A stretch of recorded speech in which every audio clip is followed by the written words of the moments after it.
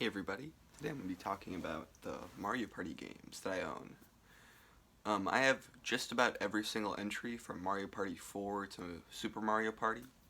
I'm missing some of the handheld ones, the 3DS ones specifically, and Mario Party Advance. Ignore the Band-Aid, the mask. I know it's like a boomer thing to complain about the masks, but they've been really messing with my nose. So I'm putting this Band-Aid on so it doesn't get too messed up. Because at retail I have to wear it for like 5 hours. So I'm going to go in chronological order. Going from 4 all the way to Super. Talk about my thoughts. Most of these don't have the manual because one of my collecting goals when I started back in 2013 or so. Wow, 2013. I was like a really little kid then. Was to get every Mario Party game because I always watched Mario Party Let's Plays by the Runaway guys, and Mario Party just was so it seemed so much fun with friends, and like I love the strategy element of it, which is funny because so many people consider Mario Party as just like, oh, it's that stupid random game thing, but there's a lot of strategy underneath the surface that once you fully understand it makes the game completely different. Of course, there's still luck, especially in the later games, but I'd say for the first 7, maybe even 8, it's definitely a strategy game with luck elements. There's 3 pillars to Mario Party. People always just look at the luck part of it, but there's skill and there's strategy. Here's Mario Party 4 for the GameCube. This is a bit of a weird title because it has the last fragments of the N64 era. There's the I haven't played a lot of the Mario Party games recently, so my memory might be a little bit hazy, but this I think is the last one to have a lot more than one board with Boo, who's a character who you could hire to steal items. He was a staple in the first 3 games, but after this one, I think he might only be like a special board event in a few of the other games. There are other things I can't remember off the top of my head, but this is definitely most similar to the N64 games. The items are also they switch up the item system a lot in these GameCube Mario Party games, and in this one they're just flat out items. So like the mushroom, the Sparky sticker. There's no like, you can't put items on little spaces. The main gimmick of this game is the Mega and Mini Mushroom. You can see there, they're advertising it. Mega fun. No mini fun. Basically, the Mega Mushroom makes you big, and makes it so you have little control of where you go, but you get a lot of spaces. You get to go a lot of spaces. And the Mini Mushroom does the opposite, where you have complete control of where you go, including extra pathways, but you have less spaces you can go. Like you get a 5 dice block instead of a 10. Mario Party 4, it's good overall. I'd say this is a good Mario Party game. Didn't realize, but in the background there's like a swirl. It's a bit of a weird vortex. Mario Party games have kind of cool box art. They're always so packed, but I think that's like a fun, chaotic vibe. Whatever. I'd say it's a good Mario Party game. The boards are a little bit bland. They look a lot like the actual board has nothing on it. It's just like, it's hard to explain. You can see here how it's just like a gray thing, and then there's stuff below the board and around it. It's kind of weird. I don't know why they did that. It seems a bit of an odd choice, because Mario Party 1 through 3 definitely had boards. It's probably because it had to be 3D. They had to make this 3D thing, because before, the Mario Party boards were kind of like a flat image with a few things poking up. Definitely in Mario Party 1, like I'm remembering. Like, they had so many boards, and that's probably because they were very easy. But I'm guessing the difficulty for making the boards went up. So that is a good game. Contrast to the next year's game, Mario Party 5, which is really bad.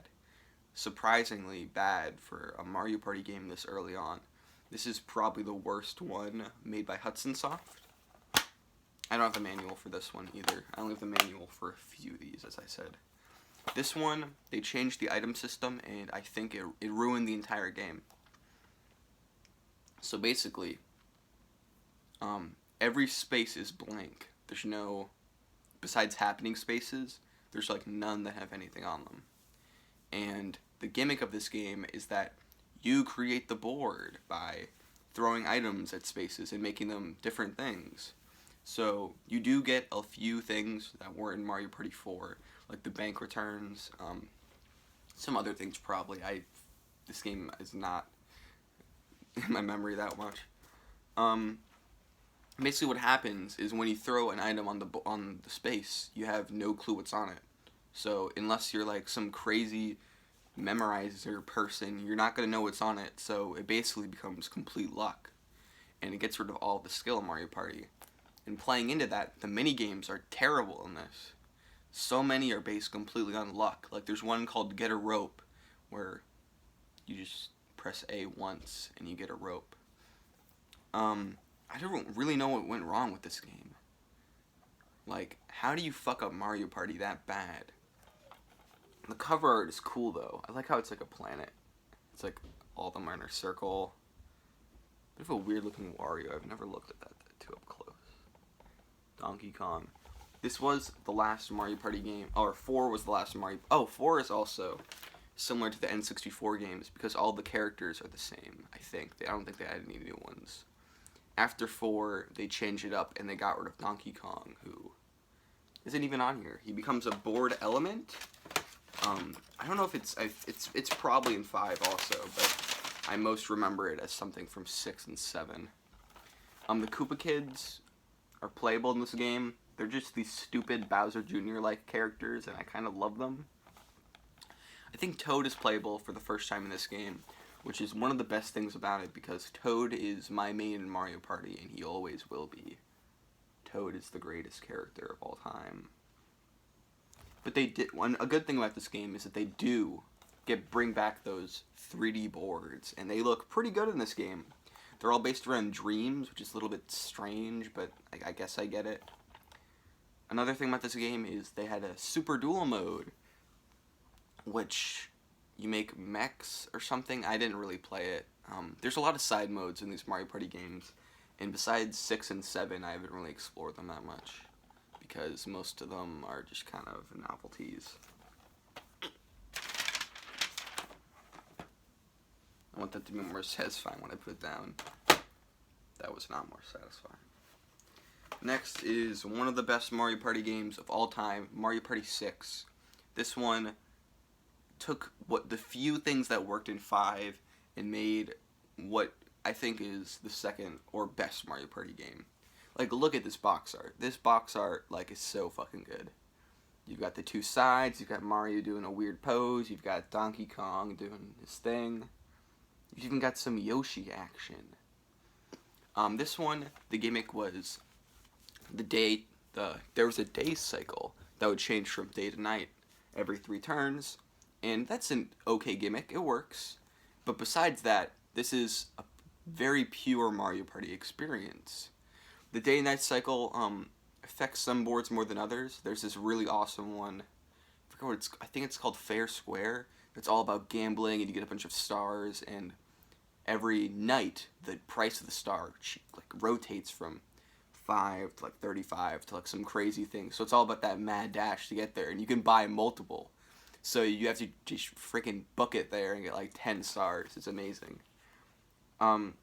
Playable character wise, I don't remember who they added in this one. They add a lot of weird enemy characters sometimes, so that might be what they did. Toad and Koopa Kid are in it though, so this might have the best roster of any Mario Party game. Because Toad and Koopa Kid, it's a good combination. Actually, I can check the roster because this is one of the only GameCube ones where I have the manual.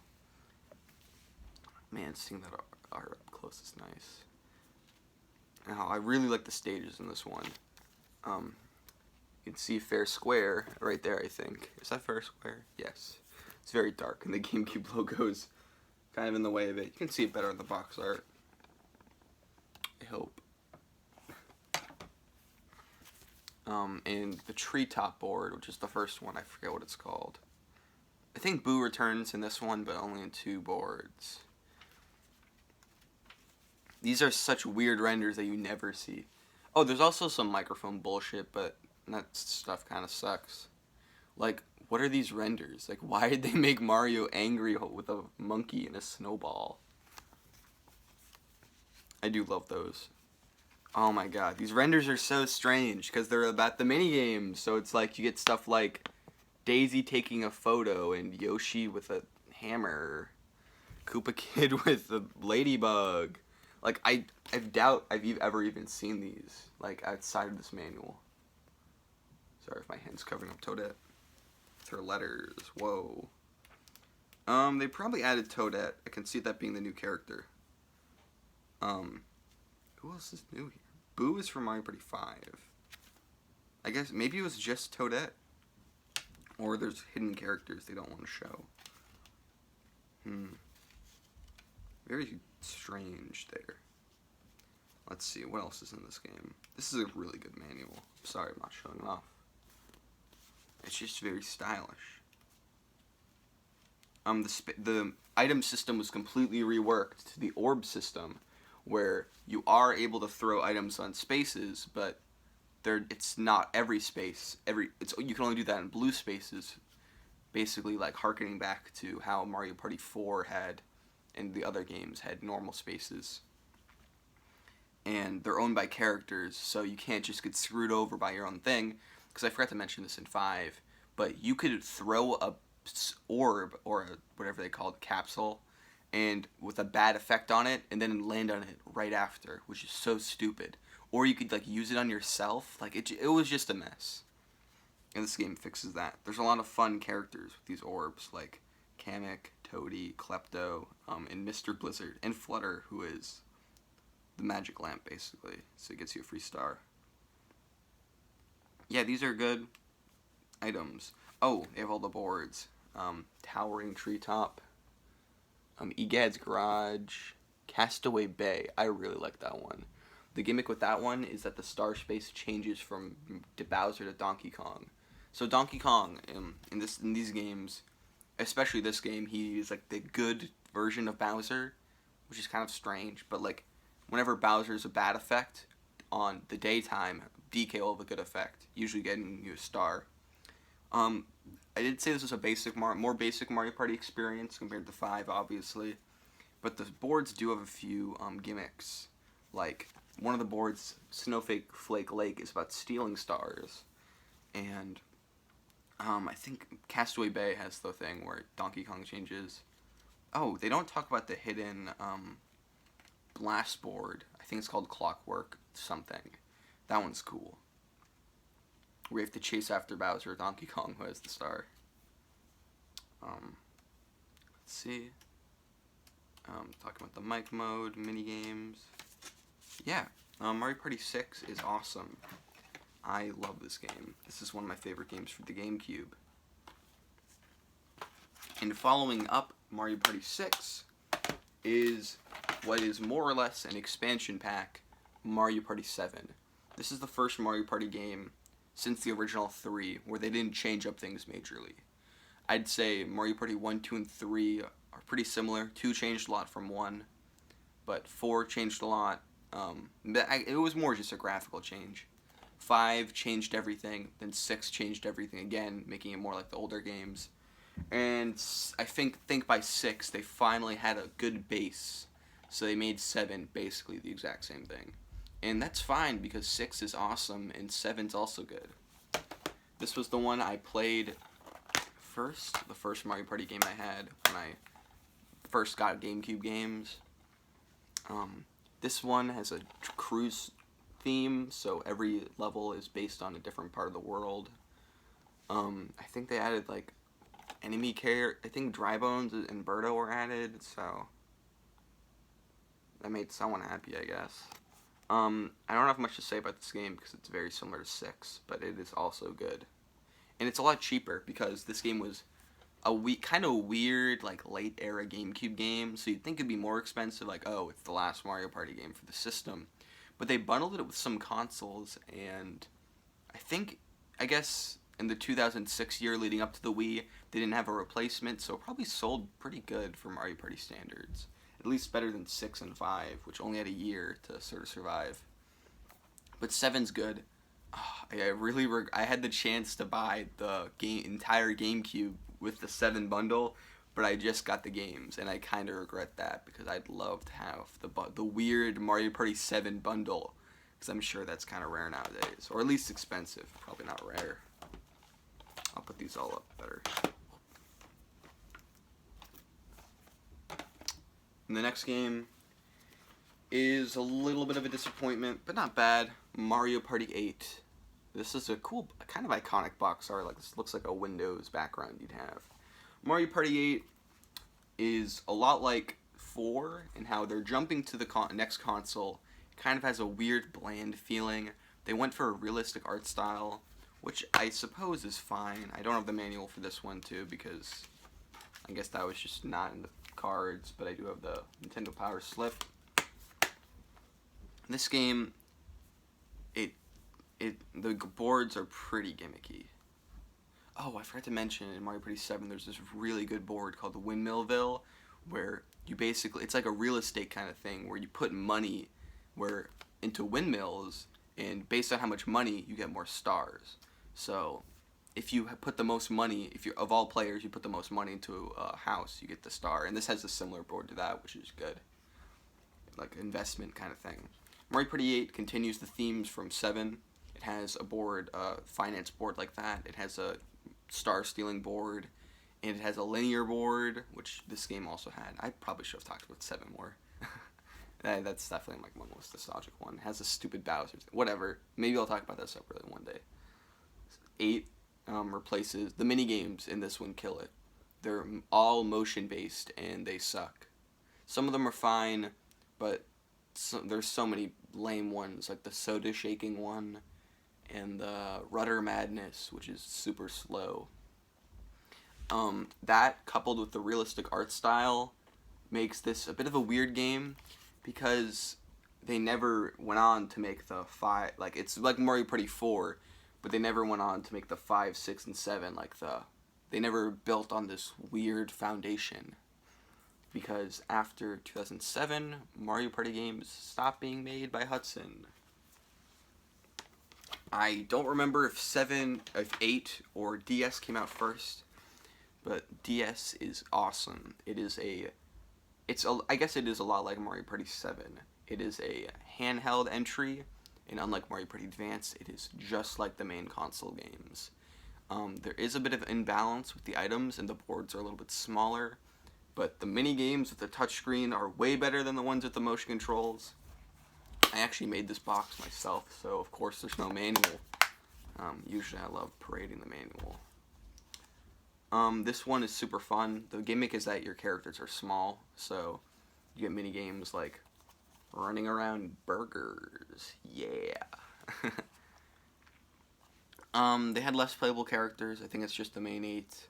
The story mode had like weird boss battles, and they had a lot of single player content, unlike the other Mario Party games.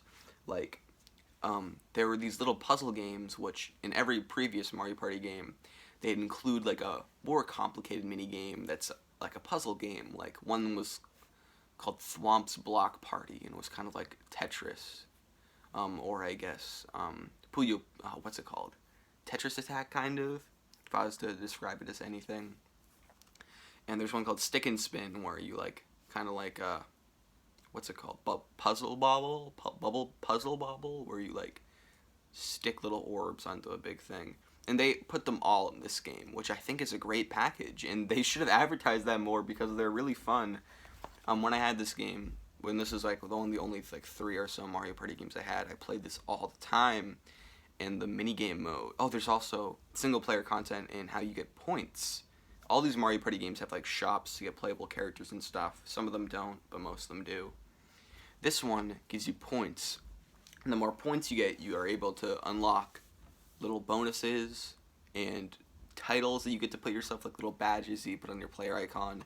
And that was enough incentive for me to play this a lot. The puzzle mode especially, because I was really good at the Thwomp's Block Party. Like, I lost the game, or I wasn't able to capture the footage, but I think I got a world record on this, because no one else really gives a shit about Thwomp's Block Party and Mario Party DS. But there's this addicting thing where if you clear the whole board, you get a bunch of points. So I kept trying to do that. I did lose my first copy of this game at a beach house, but I got a new one because it's really nostalgic and it's a special game. I played the download play a lot on this, so Mario Party DS is one of my favorites. I'll do like a ranking after. I guess I'll do the other handheld game, Mario Party Island Tour. I don't own this game, I just have the case, but as you can tell, it's a load of fun. The Mario Party never stops. Yeah, this game is terrible from what I've heard, and it's not doing much to refute that. The other Mario Party games on 3DS were Star Rush, which I heard is okay, and Top 100, which I did not hear is okay because I've heard it's bad. Next we have Mario Party 9. Yeah. Another bad game. Oh no. Mario Party 9 has a brand new fun mechanic where you all take turns rolling in a car. What this means, I'm sure you've heard that before, and maybe some people don't realize why that's bad, but it means that instead of having 4 playable characters all moving around, there is one movement thing that they all control. So someone will roll a 3, and everyone will go the same 3 spaces, and there's some bull crap with like the captain, where whoever is first gets a bunch of advantages for no reason, but they also get some disadvantages, kind of. They get, there's no stars in this game. There's mini stars, which are just coins, so really it's just collecting the most coins. Every single board in this game is linear, and while that worked in 7 and 8, because those boards were mostly about cycling through that linear option, I mean in 8, the linear board is kind of cool. It's a train, I think. Every board in this is linear, and you only go through it once, and there's like little events. It's like a little bit of a LARPing session. I don't know what a LARP is. I just thought I'd mention that. This one is the one. This one's really bad. I hate this game. It's kind of sad because Mario Party went from when this game came out, I was like 10, and I didn't really know it came out. Like I had 7 around the same time, and I didn't really I guess I didn't really think about this game. I was at a GameStop kiosk. I remember playing this Goomba bowling minigame. The minigames in this one are better than 8. They definitely fixed that. They handed over the reins of the series from Hudson to Andy Cube. And Andy Cube isn't horrible. They made a few okay games. Clubhouse Games is okay. Wii Party's pretty good. This is really bad. I hate this game a lot. God, this game is just so disappointing and bad. And they follow that up with Mario Party 10. This is a good contender for the worst Mario game ever. It's just like 9, but in HD. They had a Bowser mode, which is like their asynchronous gamepad feature, where the one player has more power as Bowser, and they basically win every minigame. It's a load of fun. There's an amiibo party thing where they lie. Where I remember when this game came out, they basically lied and said that they have a mode like the original Mario Party with this amiibo party thing, but every single board was just a square. And you need amiibos to even use them. There's only like 5 boards in this. There's like an embarrassingly low amount, and those boards aren't even good. I doubt I've even played all of them. I probably played like 2 or 3 of them. This game is extremely boring. I don't know why they made. I guess they needed a Mario Party game for the Wii U, and they'd given up. Kind of like the box art. Not that like the characters coming out of the gamepad. That's cute. Seeing a Nintendo character with a Nintendo console. Spike is playable in this game, so if you like Spike, good for you. The minigames are okay. This game is also a shockingly low amount of content. Overall, this is terrible.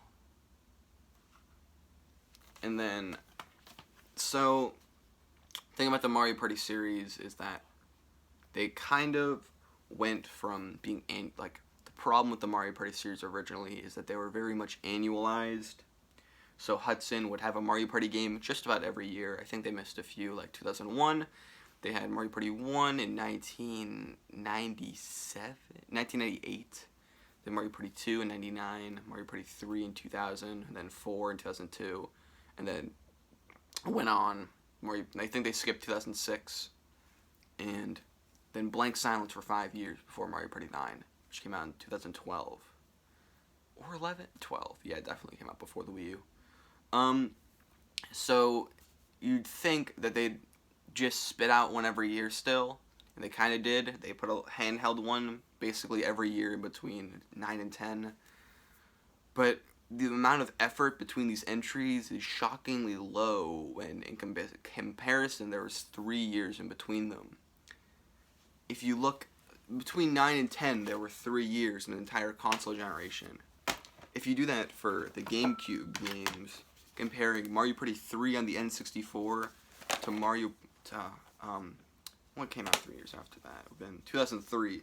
So I guess Mario Party 5 is a bad example. Comparing Mario Party 4 to the game that came out 3 years later, Mario Party 7, and this is a complete upgrade. Like, the difference between these are night and day. Like, the weaknesses of this game are the strengths of this game. Like, they really did a great job of fixing it up. And for ND-Cube's entries, these games are literally exactly the same. Nothing was fixed, and they're terrible. And they're both really so bad. So, it's just sad that they never tried at all, and it sucks. I don't like those games. And then another jump similar to that, 2015 to 2018, which is I think there's a 3-year gap between these games nowadays, so I'm expecting one this year. Super Mario Party.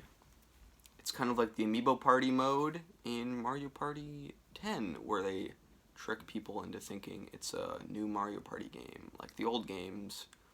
And this one is definitely more of a real Mario Party game, but the box art's pretty good. There was one sin that they cannot repent. Toad is not playable in this game.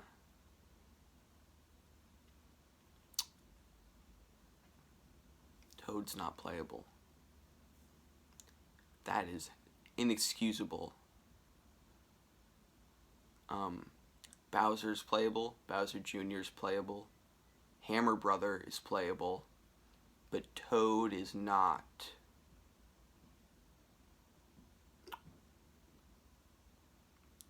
To say this game ruined my entire life would be an understatement. No, but in all seriousness, this game is fine. The boards, they take the elements of Mario Party, the original Mario Party games, and sort of mesh it into the format they already had. The balance is horrible in this because you have character-specific dice blocks that wildly vary in effectiveness. Like, one has a bunch of 4s, which you think would be cool because you can always choose what number you're going, but another system fucks that up. The Ally system, where for Mario Party Star Rush, this is so much this is a complicated mess. Unlike 9 and 10, which are very obviously bad. This one's more, it's seething. The Ally system, you can pick up random characters that you're not playing as. So, like, if the 4 playable characters are Mario, Luigi, Wario, and Waluigi, you could find Peach just hanging out. And every turn, they'll add 1 or 2 to your dice roll. And what that does is that makes the whole point of strategically picking dice blocks is basically doesn't mean anything because you're just going to get a random space anyway. Like, with the added 1, 0, or 2. So really, you have no clue what you're going to get. So it's completely random. The stars in this game cost way less coins, and coins are more abundant, and items are less expensive, so that strategy is gone. And all of the boards are extremely bland and basic and are tile-based to a certain extent, like Mario Party Star Rush, to fit the game's partner party mode, which is actually okay. So this game sucks. It's better than 9 and 10, but it's on par with 5 in terms of being a huge mess. This sucks. The presentation of the game is good, though. I like the game's graphics. Oh, Pom Pom is playable for some reason. That classic character. This is a huge disappointment. I bought this game on launch date because I was excited for it. It was the only game coming out in 2018 besides Smash Brothers that looked exciting at all. And I pre-ordered it like an idiot. And then I saw the reviews and I realized that this game was not what I wanted the day it came to my house. And I debated not even playing it and opening it because I knew it was going to be a huge disappointment. It was going to be garbage. And I played it anyway. It wasn't that horrible. Like, this is like a 5 out of 10, 4 out of 10 game. Compared to the Wii and Wii U entries, which are like some of the only games I'd say are like a 2 out of 10. Like, those are terrible. Hopefully Super Mario Party 2, which is going to come out soon, probably fixes some of these issues, but I doubt it. I don't even know. I mean, I say that it's going to come out, but ND Cube was just working on Clubhouse games, so I don't know. It might just be a 1-year project. They just crap out like usual. It's a bit of a glum note to end this out on. Mario Party is I have a complex relationship with the series. 7 and 6 are some of my favorite games. And then after 8 doesn't really count towards like the negative decline of the series, because that's just like some weird Wii entry that they were going to build on later, but they never got to. So it just seems weird, like this weird evolutionary dead end. And then 9 to now, it's like this weird cycle where if I was to rank the Mario Party games, discounting the handheld entries, it would go like, let's see. It's not as linear as you'd think it would be, but it's still pretty linear.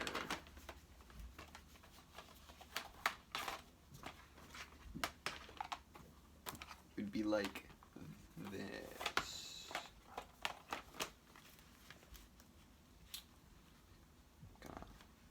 This is going to be a long video, I'm sorry if this is boring to most people.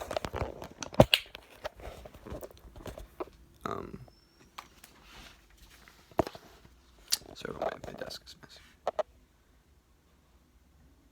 So, at the bottom you have 10, then 9, then Super is the best, so this is the ND Cube trilogy. Then 5 is just a weird offshoot. Then you have the 2 ones that started off the console generation, like they were getting somewhere. Then I think 7 is on par with 6. So it's just this weird thing where they had a great streak of making the games better and better, and then they started from the bottom, and they've only barely got into the worst entry. Mario Party is dead. That's all. Gotta need to get a fucking haircut. Bye.